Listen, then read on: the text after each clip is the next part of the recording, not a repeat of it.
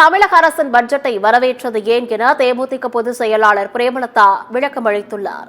சென்னையில் செய்தியாளர்களிடம் பேசிய அவர், 2006ஆம் ஆண்டு தேமுதிக முதல் தேர்தல் அறிக்கை வெளியிடப்பட்டு கிட்டத்தட்ட 19 வருடங்கள் ஆகிறது என்றும், அதில் உள்ள நிறைய விஷயங்களை இந்த முறை பட்ஜெட்டில் தமிழக அரசு அறிவித்துள்ளதால் அதற்காக தேமுதிக சார்பில் பட்ஜெட்டை வரவேற்பதாக கூறியதாக தெரிவித்தார்.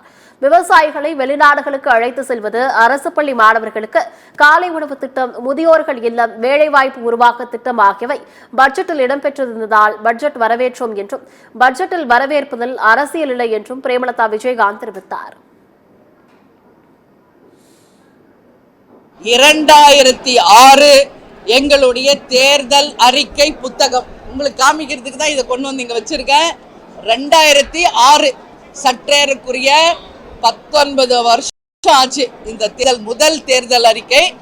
இதுல நிறைய விஷயங்களை இந்த முறை பட்ஜெட்ல தமிழக அரசு அறிவித்திருக்கிறது. அதற்காக தேமுதிக சார்பாக நாங்க இந்த பட்ஜெட்டை வரவேற்கிறோம் அப்படின்னு நான் சொன்னேன். விவசாயிகளை வெளிநாட்டுக்கு அனுப்பி அவர்களுக்கு பயிற்சி கொடுத்து புதிய டெக்னாலஜி பிரகாரம் அவங்க விவசாயத்தை முன்னெடுக்க ஜப்பான், சைனா போன்ற நாடுகளுக்கு விவசாயிகளை 5000 விவசாயிகளை அழைத்து செல்வதாக இந்த பட்ஜெட்ல தமிழக அரசு அறிவித்திருக்கிறது. அதை நாங்கள் வரவேற்கிறோம்.